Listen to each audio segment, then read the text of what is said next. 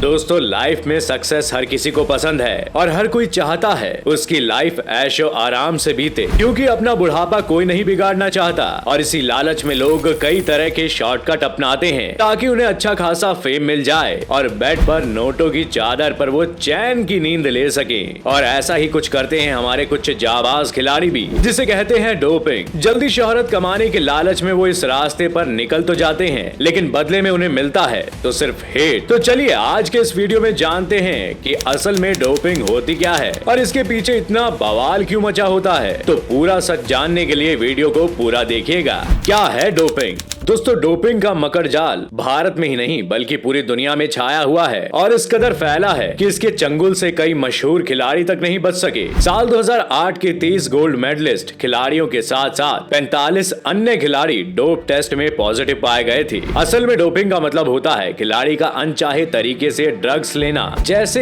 Erythropoietin, anabolic steroids, stimulants, human growth hormone और ड्यूरेटिक्स। इन drugs को लेने से किसी भी खिलाड़ी की चोट जल्दी भर जाती है और खिलाड़ी पहले से भी ज्यादा ताकतवर हो जाता है। यही वजह रही कि बीजिंग और लंदन में हुए ओलंपिक में खिलाड़ियों के सैंपल की दोबारा जांच कराई गई और इसमें कुल 98 खिलाड़ी पॉजिटिव पाए गए थे। बता दें कि ऐसा ज्यादातर वो ही खिलाड़ी करते हैं जिनका करियर कुछ खास अच्छा नहीं होता और ना ही उनकी परफॉर्मेंस बेहतर हो पाती है। इसी चक्कर में खिलाड़ी शॉर्टकट तरीके से मेडल पाने की भूख में अक्सर डोपिंग के जाल में फंस जाते हैं। कब हुई डोपिंग टेस्ट की पहल? साल 1968 के ओलंपिक खेलों में पहली बार डोप टेस्ट हुआ, लेकिन इंटरनेशनल एथलेटिक्स फेडरेशन पहली ऐसी संस्था थी जिसने 1928 में ही डोपिंग को लेकर नियम बनाए थे। वहीं साल 1966 में इंटरनेशनल ओलंपिक काउंसिल ने डोपिंग को लेकर मेडिकल काउंसिल भी बनाई, जिसका काम सिर्फ डोप टेस्ट करना था। भारत में पहला डोपिंग का मामला। भारत में पहली बार डोपिंग नाम की चिड़िया का खुलासा साल 1968 में हुआ, जब दिल्ली के रेलवे स्टेडियम में 1968 के मैक्सिको ओलंपिक के लिए ट्रायल चल रहा था। तभी ट्रायल के दौरान एक खिलाड़ी कृपाल सिंह 10,000 मीटर दौड़ में भागते समय ट्रैक छोड़कर सीढ़ियों पर चढ़ गए। उनके मुंह से झाग निकलने लगा और वे बेहोश हो गए। जब जांच की गई तो पता चला कि कृपाल सिंह ने ड्रग लिया था ताकि वो मैक्सिको ओलंपिक के लिए क्वालिफाई कर पाए। और इसके बाद तो जैसे भारत में डोपिंग के कई मामले सामने आने का बाजार शुरू हो गया। किस तरह होती है डोपिंग? अब स्टीरॉयड के बारे में तो आपको पता ही होगा, यह हमारे शरीर में पहले से ही मौजूद होता है, जैसे टेस्टोस्टेरोन। उसके बाद भी मेल प्लेयर्स अपने शरीर में मांसपेशियों को बढ़ाने के लिए स्टेरॉयड के इंजेक्शन लेते हैं, जिससे उनकी बॉडी की मांसपेशियां भरी हुई हो जाती है। नंबर 2, इसके अलावा एक पेप्टाइड हार्मोन होता है जो स्टेरॉयड की तरह शरीर में मौजूद होते हैं। इसमें इंसुलिन नाम का हार्मोन डायबिटीज के मरीजों के लिए तो लाइफ कवर हार्मोन है, लेकिन हेल्दी इंसान को अगर इंसुलिन दिया जाए तो उसके शरीर से फैट घटने लगता है और मसल्स बनती हैं। नंबर 3, फिर आता है ब्लड डोपिंग। इसमें प्लेयर्स अपने से कम उम्र के लोगों का ब्लड खुद को चढ़ाते हैं। इसे ब्लड डोपिंग कहा जाता है क्योंकि कम उम्र के लोगों के ब्लड में रेड ब्लड सेल्स ज्यादा होते हैं जो खूब ऑक्सीजन खींचकर जबरदस्त ताकत देते हैं। नंबर 4, नार्कोटिक या मॉर्फिन जैसी पेनफुल दवाओं का ये डोपिंग केस में सबसे ज्यादा इस्तेमाल होती है। खेल के दौरान दर्द का एहसास होने पर अक्सर खिलाड़ी इन दवाइयों का इस्तेमाल करने की कोशिश करते हैं ताकि उन्हें दर्द ना सहना पड़े और वो पूरे गेम में मजबूत बने रहें। नंबर 5 और अंत में आता है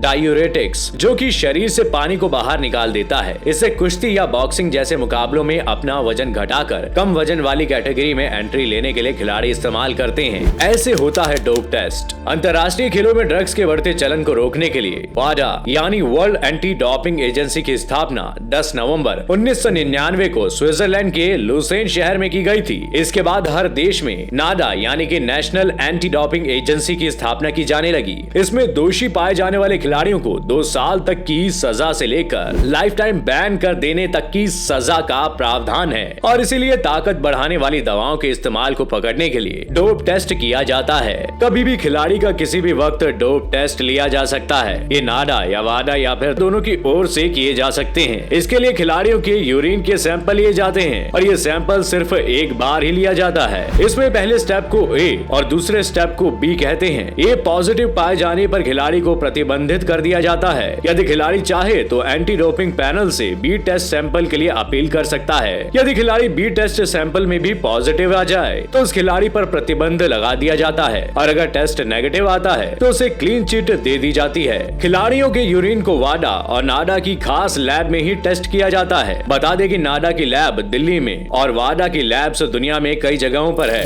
ये खिलाड़ी भी हो चुके हैं डोप टेस्ट का शिकार। टीम इंडिया के धाकड़ बल्लेबाज रहे यूसुफ पठान 2017 में डोपिंग में फंस चुके हैं। उन्हें भी टर्बुटालाइन लेने के लिए पॉजिटिव पाया गया था, जिनके बाद बीसीसीआई ने पठान को 5 महीने के लिए सस्पेंड कर दिया था। ये 15 अगस्त 2017 से लागू होकर 14 जनवरी 2018 को खत्म हुआ था। इसके बाद दिग्गज ऑस्ट्रेलिया स्पिनर शेन वॉर्न को 2003 में वर्ल्ड कप के दौरान डोप टेस्ट में दोषी पाया गया। दक्षिण अफ्रीका में टूर्नामेंट शुरू होने के एक दिन पहले उनके नतीजे की रिपोर्ट आई, जिसमें वे पॉजिटिव पाए गए और उन्हें वापस भेज दिया गया। उन पर 1 साल का प्रतिबंध लगा। वहीं पाकिस्तानी तेज गेंदबाज शोएब अख्तर पर भी डोप टेस्ट की बिजली गिर चुकी है। अख्तर जब अपने करियर की बुलंदियों को छू रहे थे तब उन्हें इसका सामना करना पड़ा था। साल 2006 में डोपिंग में फंसने के बाद शोएब पर 2 साल का प्रतिबंध लगा था। 2 साल तक उन्हें इंटरनेशनल क्रिकेट से भी दूर रहना पड़ा था। और न्यूजीलैंड के पूर्व कप्तान और आईपीएल में चेन्नई सुपर किंग के कोच स्टीफन फ्लेमिंग भी डोप टेस्ट से बच नहीं पाए थे। साल 1993 से 94 के दौरान फ्लेमिंग डोपिंग में फंसने के कारण कुछ समय के लिए बैन कर दिए गए थे। तो उम्मीद करता हूँ मैंने आपको डोपिंग के बारे में सारी इन्फॉर्मेशन दे दी होगी, जैसे डोपिंग क्या है, कैसे होती है। तो अगर आपको हमारा आज का ये वीडियो पसंद आया हो और इन्फॉर्मेटिव लगा हो तो वीडियो को लाइक शेयर करना ना भूलें। और अगर आप चैनल पर नए हैं तो चैनल को सब्सक्राइब जरूर करें, ताकि ऐसे ही वीडियोस आप तक जल्द से जल्द पहुंच जाएं। और हाँ, अगर आप ये वीडियो फेसबुक पर देख रहे हैं तो हमारे पेज को लाइक भी जरूर करें। आपका बहुत बहुत शुक्रिया।